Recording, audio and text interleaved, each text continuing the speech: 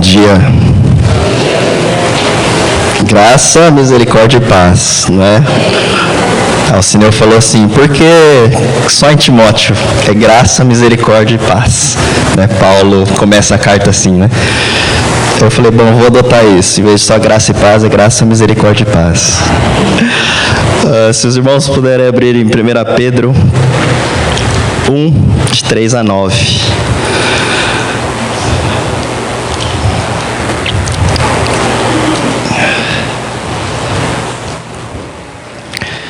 Deus é bom. E tudo que o Edson falou e ministrou aos nossos corações, eu tenho certeza que foi da parte de Deus, porque tem tudo a ver com essa palavra, né? E eu creio que Deus quer falar alguma coisa para nós nesse sentido essa manhã. Então que possamos estar de coração aberto para receber e para que Deus possa nos moldar conforme a vontade dele. Amém? Retiro, como o Edson falou, foi muito bom. A gente teve um momento ali em família, o momento foi bem leve, foi bem gostoso de estar lá com os irmãos. Os momentos de louvor, de mensagem, foi muito edificante para a igreja. E eu sei que a gente volta para casa e começa, né, de novo o nosso dia a dia. Tenho certeza que essa semana todos aqui tiveram boa semana, alguns nem tanto. Alguns tiveram dificuldades, lutas, né? Mas essa é a nossa vida. A gente não consegue fugir disso. Em 1 Pedro, ele escreve essa carta para alguns irmãos que estão meio que espalhados em algumas cidades. E esses irmãos, eles estão no momento de peregrinação, eles estão pregando o evangelho, eles estão pagando o preço pelo evangelho, sendo perseguidos, passando por lutas. E Pedro, nesse momento, ele está em Roma preso também, assim como Paulo, porque era um momento de muita dificuldade ali, lá pelo século 60, mais ou menos, de perseguição. Nero tinha começado a ser o imperador e ele colocou fogo, né, em Roma e culpou os cristãos. Então era um momento de muita perseguição. E Pedro estava preso e ele escreve essa carta, uma carta, 1 e 2 Pedro, muito bem escrita, muito bem feita, né? Falar, mas Pedro era um apóstolo meio chucro, né? Ele era meio, né? Não, gente, é que ele realmente não tinha uma formação erudita, digamos assim. Mas ele sabia escrever bem grego, porque era a língua principal dele. E ele também tinha ajuda. Então ele tinha ajuda de outros irmãos que estavam com ele. Então é uma carta assim maravilhosa, tá? E nesse momento eu gostaria de pegar essa primeira parte, a partir do versículo 3, e falar um pouco sobre isso. Antes eu gostaria de perguntar, não precisa responder, só para a gente pensar. Quais foram as maiores alegrias da sua vida? Não precisa pensar muitas. Eu quero que vocês foquem em 2 ou 3. As maiores alegrias. Maiores alegrias. Hoje a gente vai ter a consagração de 2 bebês. Que alegria. Isso é uma alegria. Eu digo que uma das maiores alegrias da minha vida foi quando o Simon nasceu. O primeiro chorinho que ele deu foi uma alegria assim muito grande no meu coração. Essa é uma delas. Gostaria que você pensasse nisso. Quais foram as maiores alegrias? Tá? Versículo 3. Todo louvor seja a Deus. Estou na versão NVT. Essa aqui. Não sei se está na NVT. Eu acho que está na ARA. Eu peguei essa versão porque é uma versão nova, tá, gente? E ela é muito boa. Ela é muito fácil de entender e foi traduzido direto do original. Tá? Então o Edson também leu na NVT. Exato. Aí. Todo louvor seja a Deus, o Pai de nosso Senhor Jesus Cristo. Por sua grande misericórdia, Ele nos fez nascer de novo, por meio da ressurreição de Jesus Cristo dentre os mortos. Agora temos uma viva esperança e uma herança imperecível, pura, imaculada, que não muda nem se deteriora, guardada para vocês no céu. Então aqui ele começa dando toda a glória, toda a honra para o nosso Deus, Deus Pai, o Pai do nosso Senhor Jesus Cristo. E é um Pai de grande misericórdia, né? Na versão que a gente está acostumado, na atualizada, ele fala sobre regeneração. Esse é o termo que usa, que é o termo de nascer de novo. Tá? Aqui na NVT ele já fala diretamente, né? Nascer de novo. Grande é a tua misericórdia pela obra de Jesus na cruz, nos qual nos fez nascer de novo. E isso é referência ao nascer de novo lá de João 3. Tá? Quando Jesus fala com Nicodemos. Quando Nicodemos chega e pergunta, mas como eu, nascido já, né, grande, posso nascer de novo, voltar para a barriga da minha mãe e nascer de novo? E aí Jesus explica sobre a regeneração, sobre o novo nascimento, no qual todos nós aqui, que temos certeza da salvação e já entregamos a nossa vida para Jesus Cristo, nós nascemos de novo. Nós podemos nos alegrar com isso. E ele começa exultando a Deus Pai, pela obra da redenção na cruz do seu Filho. E ele diz que pela grande misericórdia nos salvou, nos regenerou, nos fez nascer de novo, tá? Por essa grande obra de amor. Tá? O Edson falou muito de amor. Nós precisamos ter esse amor. Tá? Nós precisamos entender esse amor. E agora nós temos a viva esperança. Ele continua, viva esperança, né? E qual é essa esperança? Sabe? Nós temos justamente essa esperança do qual nós fomos ministrados já aqui no louvor, que é a esperança que não está em nós, mas está em Cristo, está em Deus, está na eternidade. A esperança da salvação. Sabe? Nós estamos aqui, vivendo hoje, né? Temos um propósito. Deus nos trouxe aqui, Deus nos fez nascer aqui, Deus nos colocou aqui nesse contexto por um propósito. Mas a nossa esperança e o nosso olhar precisa estar na eternidade, precisa estar em Deus. Essa é a viva esperança.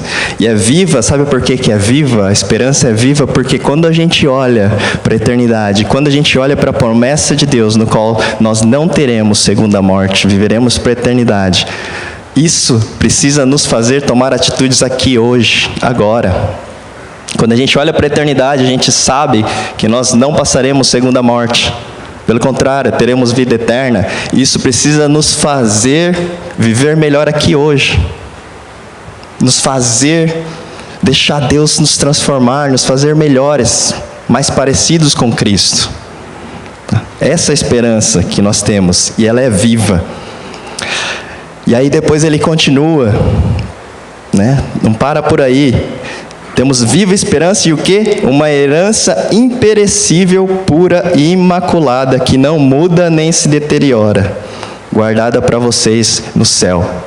As coisas deste mundo vão passar, tudo perece. Tudo é perecível, tudo que está aqui vai embora, sabe?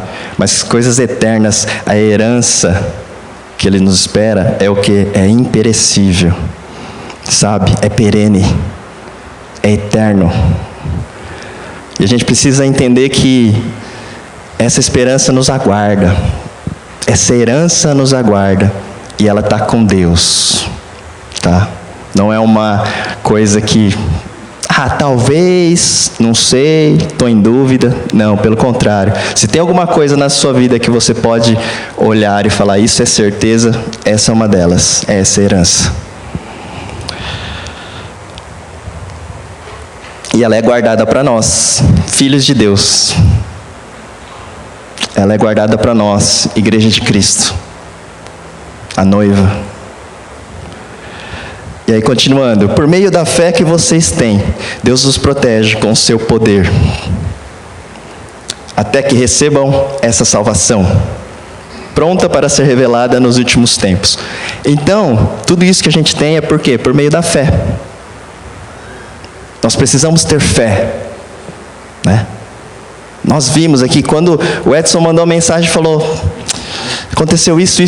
Para a gente foi um choque também. Falou, nossa, vamos orar, vamos orar. O que está acontecendo? Sabe? Mas a fé, é muito engraçado isso, e ao mesmo tempo é muito paradoxal, né? Como que a gente, numa situação tão difícil dessa, desesperadora, a gente tem fé, sabe? Nós cristãos, a gente vive num paradoxo, tá? E eu vou falar um pouco disso nos versículos seguintes. Mas nesse versículo, ele fala assim que Deus os protege com o seu poder, tá? Eu costumo dizer que a gente cantou sobre Deus é soberano, a soberania de Deus, e a gente às vezes acha que é mérito nosso, sabe? É mérito nosso a gente ter fé, é mérito nosso a gente ter fé em Deus e acontecer algo. Não é mérito nosso, mas é Ele que está protegendo com o seu poder. Através do Espírito que habita em nós, Ele protege a nossa fé e guarda a nossa fé, tá? E a gente acha que é por nós, pela nossa força, não é. É sempre pelo Espírito. E isso é maravilhoso porque a gente tem o Espírito Santo em nós. Isso é maravilhoso. E aí ele continua: portanto, alegrem-se com isso, ainda que agora, por algum tempo, vocês precisem suportar muitas provações. E aí que entra no paradoxo que eu falei. A gente passa por provações, lutas, dificuldades, doenças, acidentes, perdas, conflitos, angústias, anseios, né? Todas essas coisas causam tristezas para nós, certo? Eu não sei o que vocês estão passando. Eu não sei se vocês estão vivendo um momento tranquilo, né, um momento sublime, não tem nada de ruim acontecendo, está tudo ok. Ou se vocês estão acordando todo dia e a primeira coisa que vem na sua cabeça é aquela pessoa que está passando por uma dificuldade, que você ama tanto. Ou é você mesmo que está com alguma angústia no seu coração. Ou alguma coisa que te faz, sabe? Parece que a vida está travada e não anda. E você tem orado por aquilo e parece que não vem resposta. Eu não sei. Mas tudo isso é provação. E aqui ele está falando, alegrem-se. Né? E aí que está o paradoxo. Por que que um crente, ele consegue passar por uma provação alegre? Não é? Triste e alegre ao mesmo tempo. Você fala, nossa, mas como que é isso? Como que pode, né? Esse é o privilégio que nós temos. Porque o crente, quando ele está passando por provação, quando ele está passando por dificuldades, quando ele está passando por algum acidente, ele olha com fé para a eternidade. Ele olha com fé para Deus. E ele está lá firme. Ele pisa na rocha. Ele está firme. E ele passa a provação, que ele está falando o quê? A provação é passageira. A provação é passageira. A nossa vida aqui é passageira, sabe? Mas a gente tem que olhar para a eternidade. Tem que olhar para a promessa de Deus. Tem que olhar para o nosso Deus, sabe? E aí a gente passa, e isso é engraçado, né? Esse paradoxo é engraçado, mas é maravilhoso. E é só com Deus que a gente consegue viver isso. É só com Deus que a gente tem essas experiências. Que maravilhoso é isso. E aí continua. Elas que? As provações mostrarão que a sua fé é autêntica. Como o fogo prova e purifica o ouro, assim sua fé está sendo experimentada. Sua fé ela está sendo provada, sua fé ela está sendo afiada, sabe? Aí não dá para a gente pedir para Deus, a gente até pede, né? A gente não quer passar por provações, mas também não vai fazer o contrário, pedir para Deus, manda provação, tá? Não faz isso, mas é uma coisa inevitável da nossa vida. Nós vamos passar por isso, sabe? E aí ele fala assim, elas mostrarão que a sua fé é autêntica. Tá? Então, as provações. Quando a gente passa pelas provações e continua firme com a fé em Deus, mostrarão que a nossa fé é autêntica. E aí ele continua: como o fogo prova e purifica o ouro, assim sua fé está sendo experimentada. Purificar o ouro, né? Eu não sei, né? Cadê o Massa? O Massa que manja disso, né? Eu não sei. Mas ele sabe muito bem como é purificar o ouro. E pelo que eu vejo aqui, com fogo, né? Então imagina a gente sendo purificado com fogo, tá? Não seja literal, mas não é fácil, tá? Deus não está falando aqui, Pedro não está falando, vai ser fácil, vocês vão passar pelas provações aí, vocês vão morrer por causa do evangelho, tal, né? Fica firme aí, é facinho. Não, ele não está falando isso. É um processo, né? Eu acredito que o ouro também seja um processo, né, Márcio? É um processo, né? E nós precisamos passar por esses processos, sabe? E aí sim, a fé vai ser experimentada, e quando a gente passar por essas provações, tá? O que ele diz? Ela é muito mais preciosa do que o simples ouro, ou seja, a nossa fé é muito mais preciosa do que o ouro. Muito mais, né? Se a gente for pensar, será que Deus quer que a gente esteja com a fé fortalecida? Ou quer que a gente tenha muitos recursos, muito ouro, muito dinheiro? Não. Eu acho que está muito mais interessado na nossa maturidade, na nossa fé, com certeza. E aí ele continua. Ela é muito mais preciosa do que o simples ouro. Isso resultará em louvor, glória e honra no dia em que Jesus Cristo for revelado. Tá? Novamente ele fala sobre a volta de Jesus, a nossa esperança.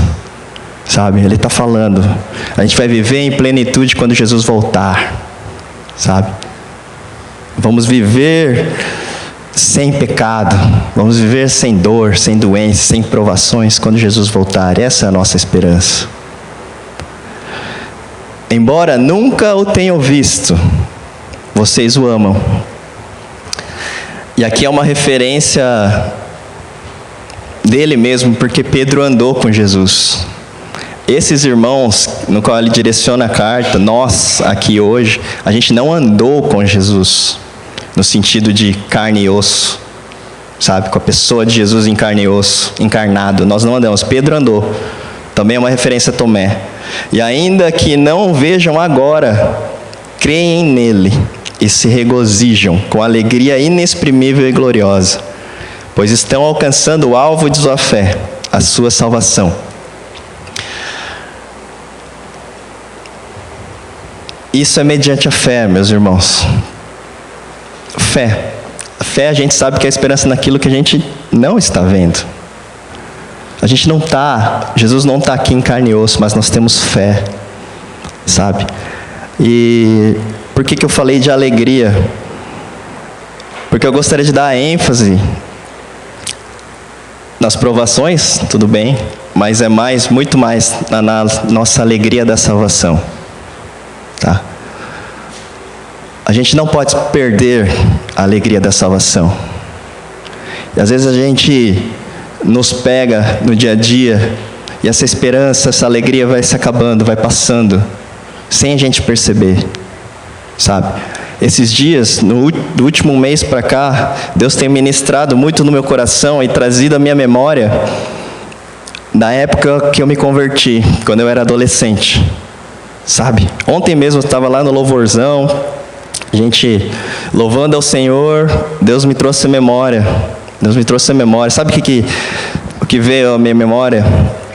Jesus ele falou assim: lembra quando você era adolescente, quando você se converteu mesmo. E aí foi passando os dias e você me buscava em secreto no meu quarto. E aí eu lembrei aquelas cenas, eu lá no meu quarto sozinho, buscando a Deus, e eu me quebrantava diante de Deus, chorava diante de Deus, eu falava: Deus, Jesus, eu te amo. Eu falava aquilo de todo o coração, aí eu ficava repetindo: Jesus, eu te amo, eu te amo, eu te amo, eu te amo. Até que chegou um momento que na minha vida, onde eu parei, eu olhei e falei: Jesus, você é o meu melhor amigo, sabe? E eu comecei a lembrar dessas situações, e hoje aqui, depois de muitos anos, Deus tem trazido a memória, e eu pensei: será que eu amo mais a Jesus do que aquela época? Será que eu amo? E aí eu comecei de novo lá a louvar o Senhor e falava: Jesus, eu te amo, eu te amo, eu te amo. E aquilo me trouxe uma alegria no coração, porque eu senti o amor de Jesus como daquela vez, mas eu senti que eu amo muito mais Ele agora do que antes. Sabe? Isso não é mérito meu, mas quando eu começo a me aprofundar mais na palavra, quando eu começo a buscar mais ao Senhor, não tem jeito. Quanto mais perto você chega de Deus, que é santo, mais santo você vai ficar. E mais você vai amar Ele, não tem jeito. E quando a gente para ver a história, para ver essas passagens, para ver como Jesus andou, quando a gente lê os evangelhos, não tem como você não se apaixonar por Jesus. Não tem como, sabe? E eu tenho pensado muito nisso, da gente amar Jesus, da gente ser servo de Jesus, pagar o preço por Jesus, servir na igreja, né? Evangelizar e tudo mais. Mas a gente precisa amar de todo o coração e com paixão.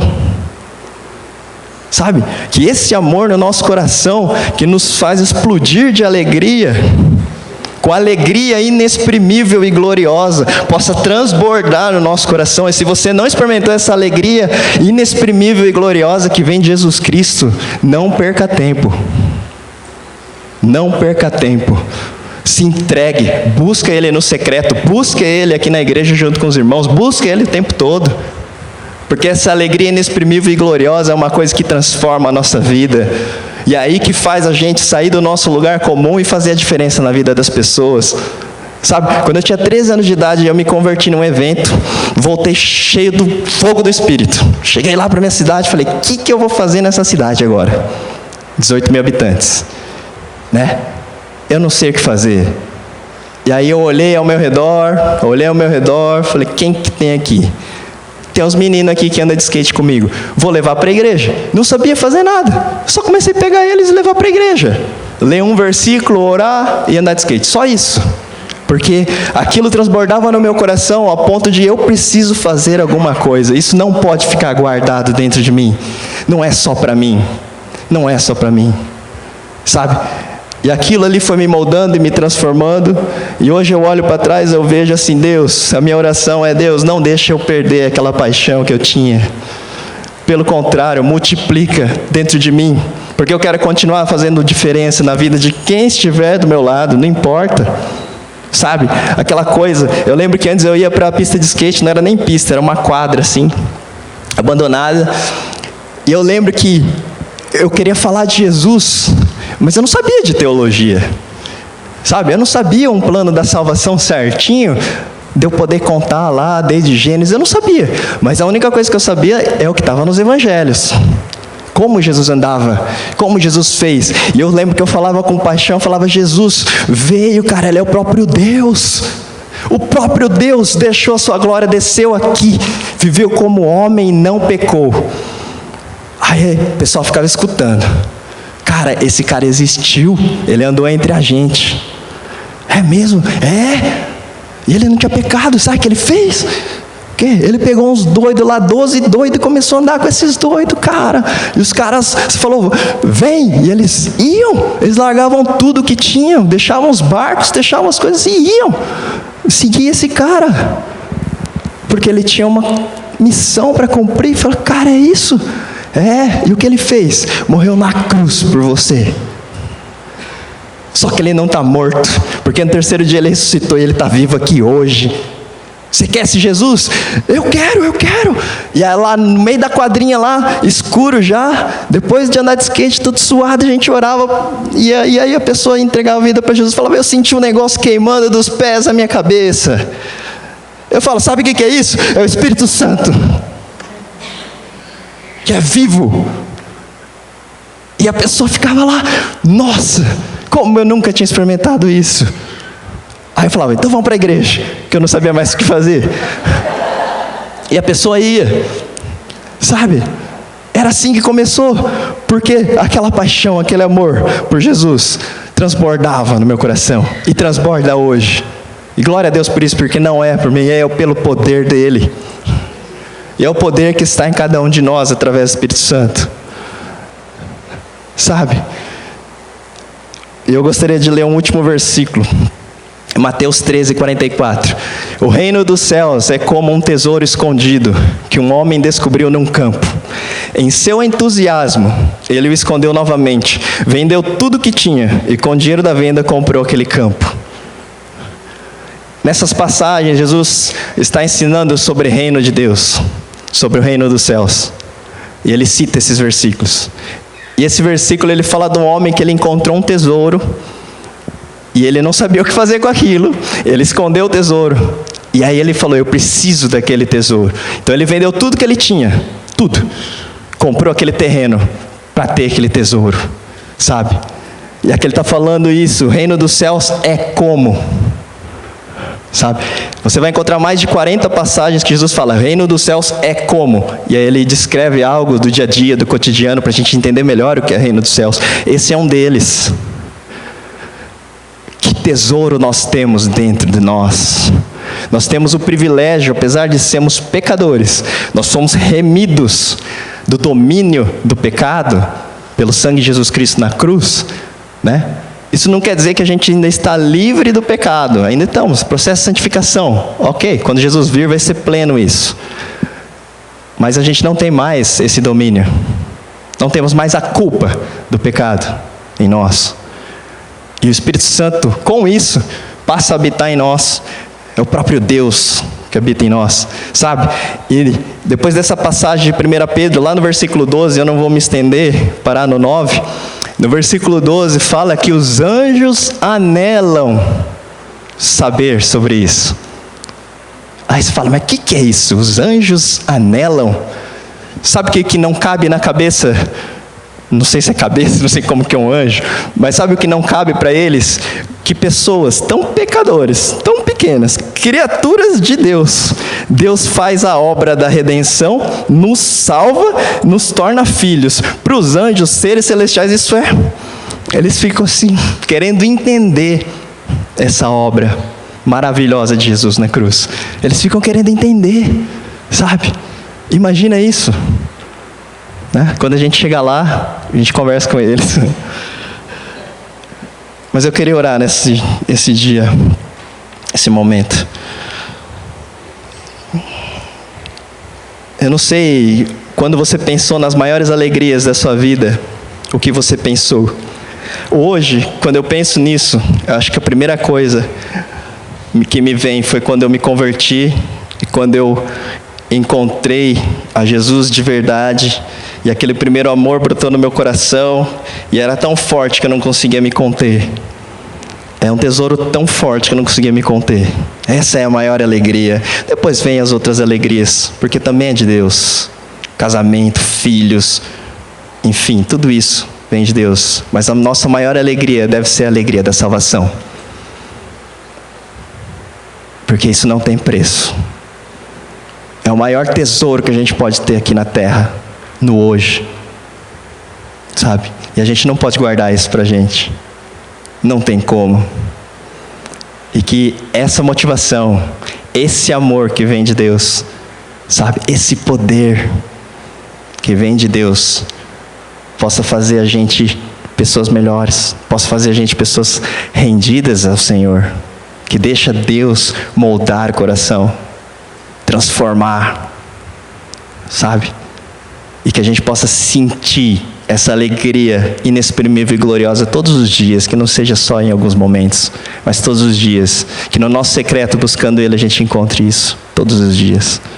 Porque quando a gente busca a Deus no secreto, no nosso íntimo, e Ele vem com a presença dEle maravilhosa, e a gente sente essa alegria, a gente pode tá passando qualquer dificuldade, qualquer uma, tudo vai embora, pode ter certeza disso. E a gente passa pelas dificuldades, pelas provações, firmes, olhando para a eternidade. Amém? Vamos orar. Senhor Jesus Cristo, nós queremos, Deus, como igreja, declarar que nós te amamos.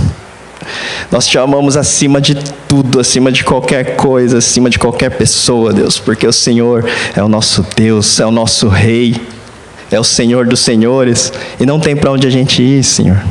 Não tem, Deus. Nós queremos estar cada vez mais perto do Senhor. Nos molda, Senhor, nos transforma, faz dessa igreja, nossa igreja, Senhor, viva. O Evangelho vivo, Senhor, que não consegue se conter nas quatro paredes, que não consegue se conter em nós, mas que a gente precisa fazer a diferença onde a gente está. Deus, enche o nosso coração, Senhor, de amor, de paixão pelo Teu nome, Senhor. Nos ensina, Senhor, cada dia, e vem, Senhor, com o Teu poder sobre a vida de cada um aqui, Senhor.